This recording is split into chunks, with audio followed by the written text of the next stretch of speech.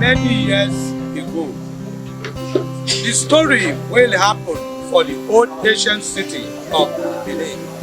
Now one man wey dem born to the family of Ogieyevbona, and this family dey life well for inside Edo State under Ogieyevbona local government for Edo State. By that time, this same man wey dem born am, he dey do different business for different things. He dey import, dey export for long time.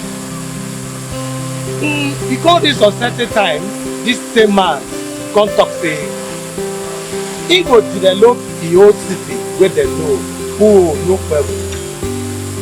That man na be Ukuse. The man wey he really stand for truth and justice. Ukuse, 18 years don be like water wey don go. But one thing, na here that people dey, na here the same man come out from. The community wey reside for inside Edo State tell me say Ukuse, the man wey get plenty things for inside Edo State, the same man get one thing wey I like. Wetin be that? The man na one great farmer. As the man dey do farm, he come talk say he no want make this farm waste. Na him make am, he come start to dey plant wey dem call rubber plantation for different acres for inside the community. As the rubber dey grow, the man dey type am, dey give everybody. The same man, Ukuse, stay by himself, put people make dem dey type this same rubber for am. Remember say hereditary na one Ogieyevbona story wey I like. Ukuse, the man wey make up say truth go come out from. Na the same house wey I know na make two Ogieyevbona for inside the community come out from. Who be those people? Aisomwan and Ukuse. These two great men, they carry Ogieyevbona for inside this community. But this family not be family where you take play at all, because they get what they call cultural heritage where they know. For example, when they call Ogieyevbona shrine, it's here for years now. This one na one kind of Ogieyevbona shrine where he did in front of the same man for inside the entire community. Now only here that you will see this shrine. That will not tell you say how the gods of the land let this same man and the entire family. For now, now this kind of thing here, now they do what they call some kind of incantation to the Oba Nedo. As the present Oba or Monoba Nedo Uku Akolofodo Oba Ewaye II. Well, now the same pikin by himself come see say wetin they do for this kind of shrine e no good. Na he come put am for himself. Na he dey clear am, dey make sure say the cultural heritage and values of this great family make e no die.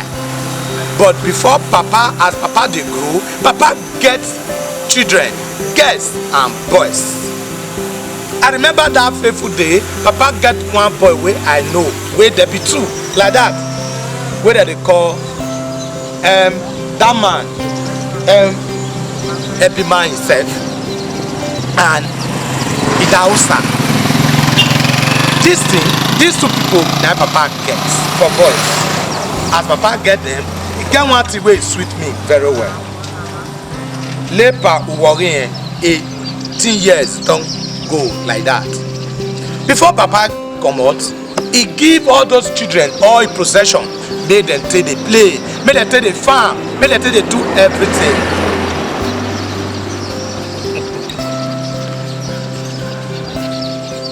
You don't see as small children, all of them sit down, then they play like this. Now so it be that day where Ebima be like this. There's more like this, those children. That day where every man dey follow papa dey play after school, papa go still carry am waka enter a rubber plantation farm.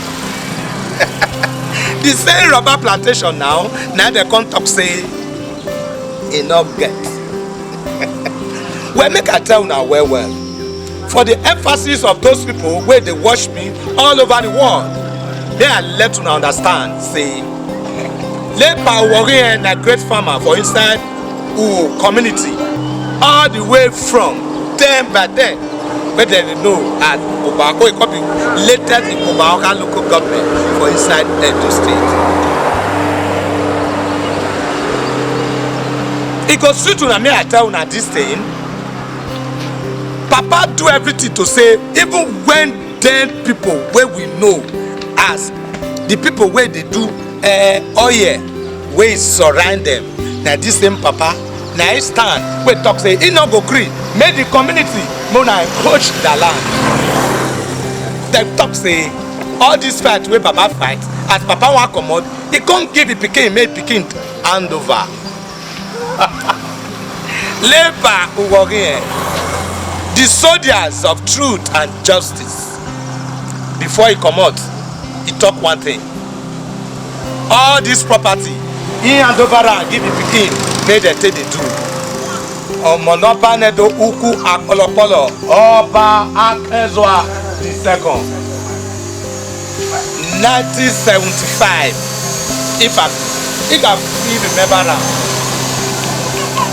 Na then Baba stand like this, talk say he put am for shoulder like soldier for inside the community.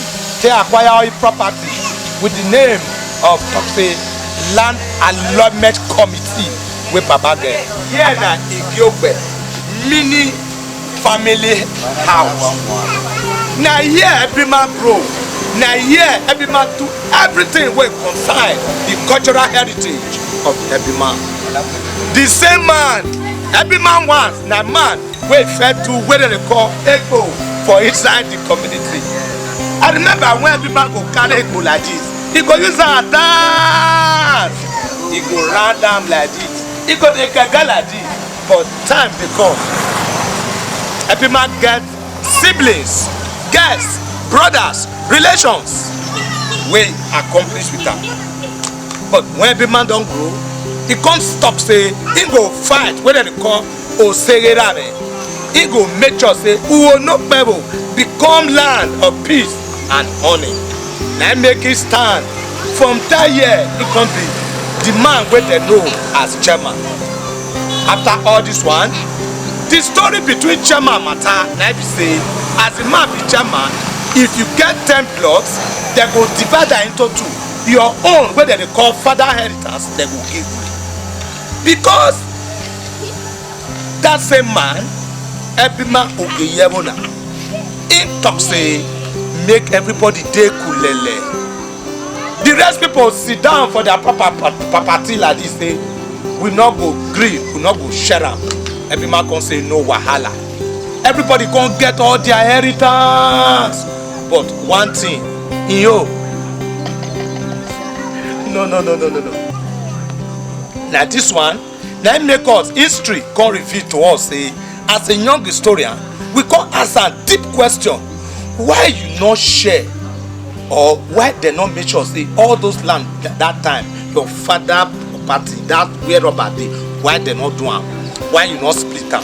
He say because in a chairman, una know say king get wahala. If you believe that, all eyes dey on am. But in the share, but he can reserve. Part of those funds wey reserve now. Na there they pursue his junior sister with her class. From that fateful day wey they talk say he not get land there. Na this same land that they talk say he not go. The same man, he go prison. The same man go White House. The same man, he go different thing to make sure say he sacrifice all his lifeblood to make sure say this community dey better. That small boy that day, Ambassador Ogieyevbona, because of the good way they do, then they come see and say your goodness don't come, and they dash am with that slap. Take boy, they give am ambassadorial degree. After that time, the man come see good hand. But the painest thing, he no get one thing.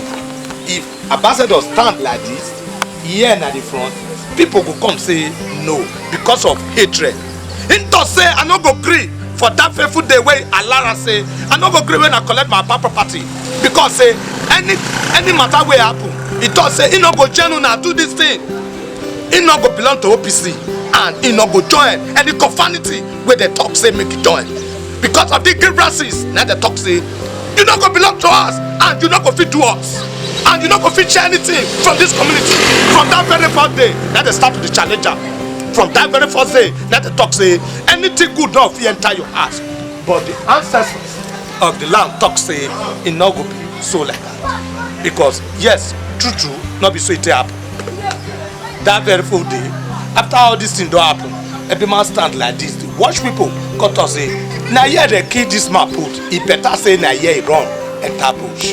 Now they can talk say justice go prevail. Say he must make sure say anything will consign his father inheritance. Say he must get am. I go dey ask every man question.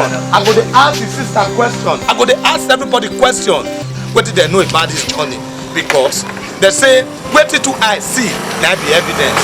Na because of this thing now talk say e go good make I come this Ogbonge community, make I come hear from the horse's mouth, make I really tell me the historical fact wey happen that very day and how it happen. Lepa Ogieyevbona, he no dey sleep but he dey waka, he dey look. Because of the struggle wey he fight, now make am say he still put that spirit for his son, make it continue. For this policy, I go rest small, make I take una round everything where they collect and where the papa farm, papa land too big so they even if I talk am now, my mouth no fit cover. Make I use my camera, take una round how papa to start the journey. And from businessman to rubber plantation man, from there to community developer, from the same day, Papa come become hero where they settle matter for within. And Papa don't make sure say any time where Presco want collect their land, and the same Papa now start say Presco now fit collect their land, and at the same Papa now they come dey do the children like this. All this one tell me say we not go green. Well, may I leave now, make I allow Papa tell me the full real story. Wetin happen for 18 years past. Make Papa tell me. Ambassador Friday Ebima, him and his team and his younger one go dey tell me now wetin really happen that fateful day and why they give am that thing wey Papa say make he carry inheritance or they no give am. Make una sit back, relax. Make na never come out. We still dey, we dey find, we dey dig am the historical event wey happen for 18 years ago wey pass before Papa go that kid don come. And me na never come out. I still be una pikin wey una know. My name still remain Ukuse Aisomwan. That still be my name. The story boy wey dey waka village to village and city to city. The program wey na the world na Waka Africa.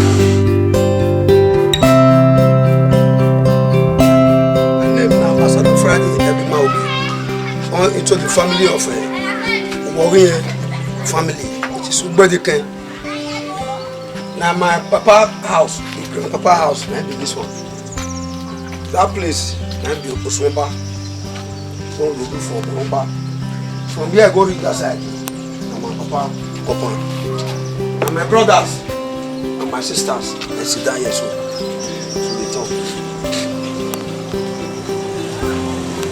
Yeah, no. I'm a pala. Wait for my papa. And here go back. This one go to our papa. This thing. Alright. This is the other side. Go like this. Now, when they can walk in, we are going.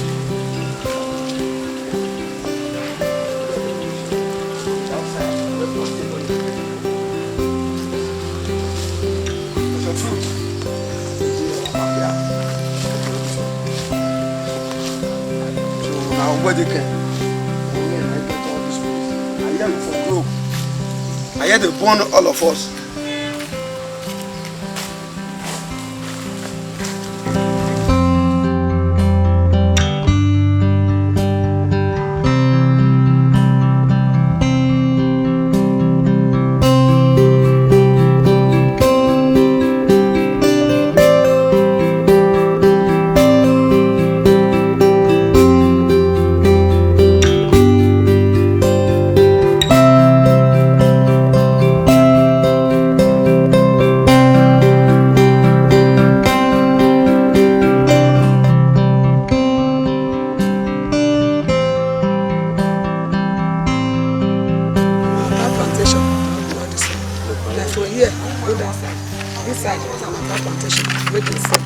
As the seller now, tell me how you feel.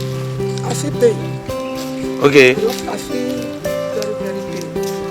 No one, they don't even remain one for us. Say this one like compensation, make them give us, they not give us.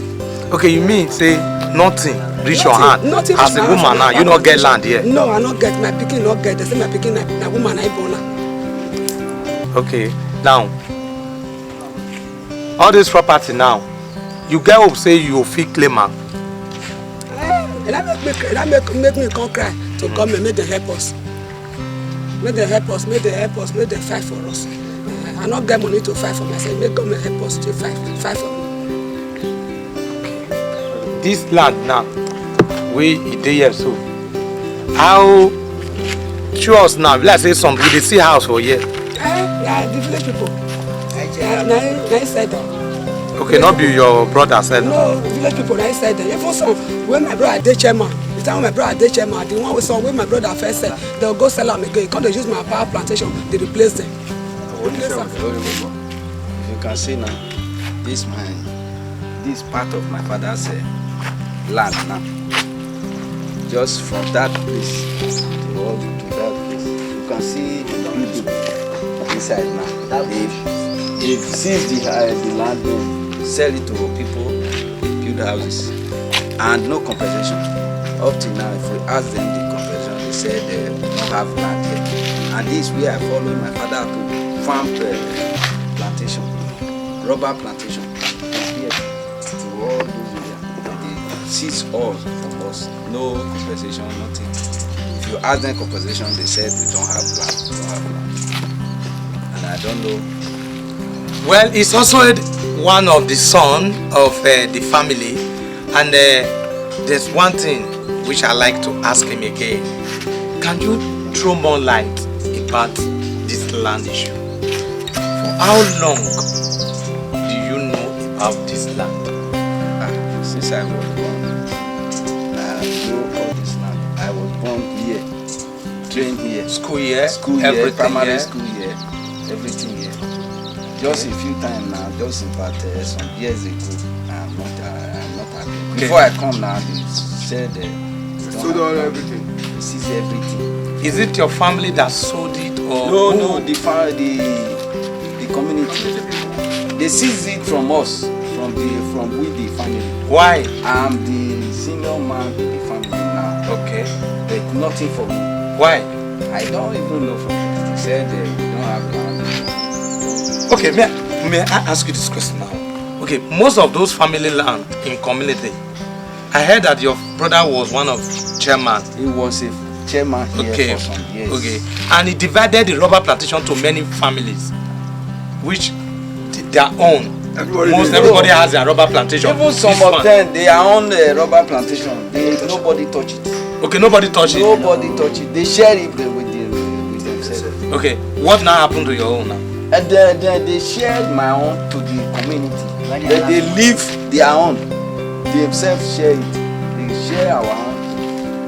In fact, when I asked, they said they don't know me as one of the family. Everybody here.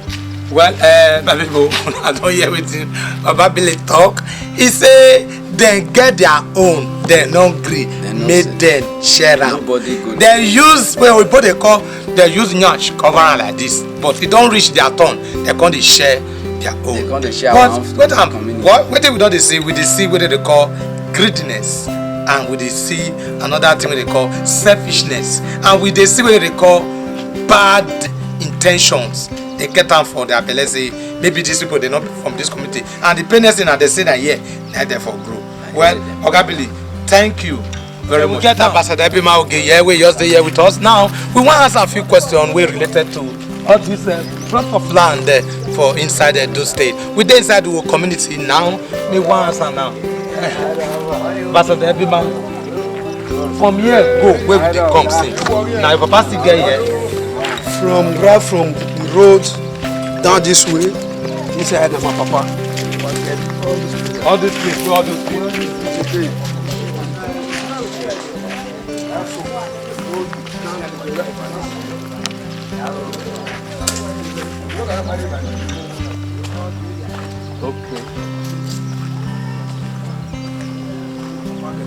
Okay.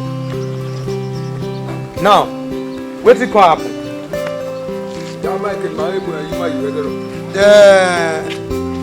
hope my papa plantation. They carry and take share am. They no give us our own. And they share and they use anybody plantation for this community. If they see 100, Okay. if they see 100 plots, they will give am 30. Okay, they see 100 plots. If they see 100 plots, they will give am 30. Okay. If they see 120, but if they see 200, they give am 60. Okay. They now when they carry their papa, their home, they not share am. Okay, they are they intact. They intact, they share am with it themselves. Okay. But for my own, no one. This way with the system. If you go, if you see pass here, get where we start, go reach BIU. My papa still farm there. As I said the other day, yes, my papa plantation here, plantation more than 300 plots. Okay. More than. This side, the one we stay here, and I just for a start, I just the beginning. Okay, if may I ask you this question now? As this community, as this low land big reach now, we don't see many houses down there. Now you sell all those ones? Not be me. Not be you sell all those ones? Not be me. Okay. And not be you not know. Not be me selling, they sell land. They say me, I don't go see anything where I go do there. Well, Edo State, the whole historical history will concern Lepa Uwori, the man wey die 18 years ago for a long time, and we don't work out now with the children, and they don't tell us now what really happened and how the story they happen, and we don't see many facts about what happened, and we there with Ambassador Friday Bimaugi, where they explain to us some detail. Say most of those houses say he don't know one, he don't know two, say na then sell them. You know soon,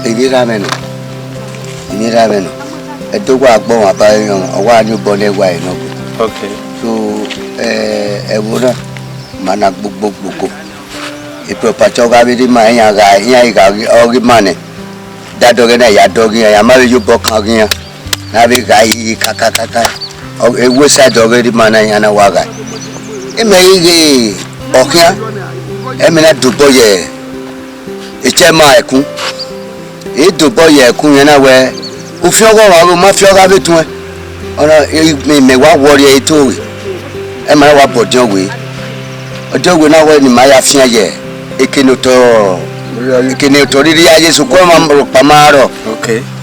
Iya na ya fian iya gi fian ne ya mege ababe rajo era we oma ekene mi ra me ri aye ya gwa le gbe o ana mi we ile o ma be ni aye use enya ilogo mese yana mume yana ya ve esira oge wo ma wuto na fidi yana we ni ya di yo won na de ina do de anyibu ya fidi yana gbu yo won yana ri ebe no ri yana ri opa yo we wo yana ri yana di ekoko do yo won ni sira yana gbe ni di ogogbon ina di ebe bai ina ja ina wa supa o pe kankan o ti ni ina wa se na mi e ba mi ra me o mi ni afe yan yan magidi me do se de ne na Okay, they not gonna give you that. Yeah, my take baby me kaka. And you don't swear finish. I vapor na yan get for my gbe me. E to ri awu. Okay. How ni happy maje e to ni mama mi eni. And they say they use your brother swear. Yeah, ma de ni ma. They say they use your brother vonto. Yeah, ja voto. Aja fere oni e de ya. Yeah, ja voto we rudo to ni go ya mu epo yin awa. Iye to ba bobo yen na mu e gba mu pa mu jin agba ya na gba ya photo je be boni ya photo je boni ni ya gba so to anima ya ma se anima. And this one and one eye wey dey talk say Lucy Billy Ogieyevbona wey dey narrate to us say he not get one single property for inside this community. As he dey narrate am, tears dey run from my eyes like water because as he don grow old reach like this, he say common 50 per 100 he not get. And na the same man, the same papa wey papa carry big farm for the same community. Why they treat them like this? And for that people say the same woman now they use the brother to swear for ground say make it do am. Now this cry now Mrs. Lucy Ogieyevbona Billy the cry say make the help am make him fit get he lost father inheritance for this community. Okay. What happened? My papa property. Now they want me to hospital. When my brother carry share, they say me my brother use their papa land. Now they want share. After they don't share, the competition they will give her. Now till today to tomorrow, we not see competition. Now they say me my brother will not for this village. The bring paper come say make he sign me. Now he not be part of this community again. Now my brother say village when they born papa. The one we see near papa he carry Ojo way. Our grandfather when he late he carry Ojo way. He self will still do Oka for this village. Say na life is so. That one not be possible. Since then now as today here now we not get 50 by 100. Not get anything. The competition they not give my brother. They see they carry and go the station to station. Egua Palace. Aisomwan Ayela that they carry and go all of them. Me what now? Me government I beg. Make he help us. Make they leave our property for us. Because they use their own share for your children. They carry and nobody take their own. You get land. Me now, my papa get me not get 50 by 100 for here now. I not get. Okay, you know you get land now. I not get at all as I stand, so I not get.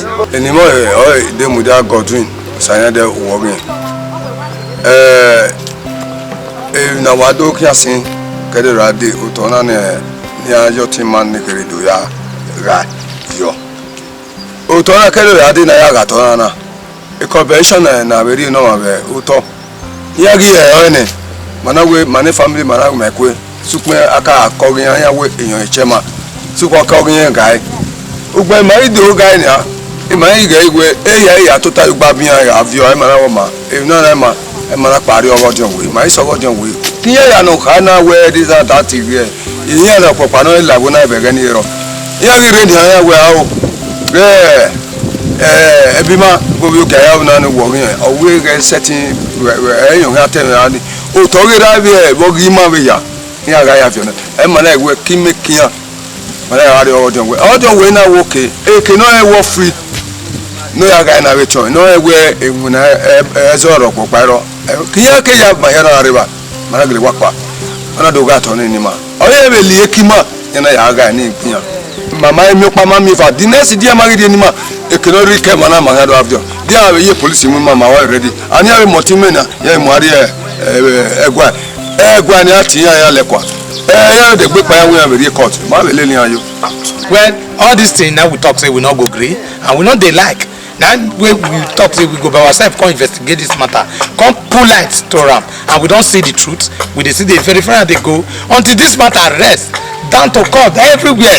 We not go rest because we talk say Baba God dey our back, and because we na the pikin wey dey carry culture and tradition.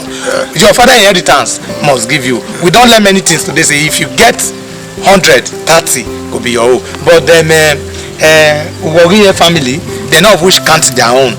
But the rest people the Ogieyevbona family, they count their own. They not give them their property now, but their own they go sit down. They not agree me they count them. Well, now yeah, I will tell una say una do well for una time, and next week I go tell una say this invasion of 18 years ago, where our papa they go late power walking and say the children really pass through pain. The children really pass through suffer for all this agony with them pass.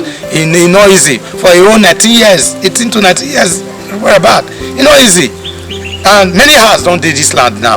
Okay, the one where the son still say now, they see they say now because say he not join society, he not do this. All these things now they pain us. Well, according to the story, the talk say the matter will go court, and we, Waka Africa, we will say follow them.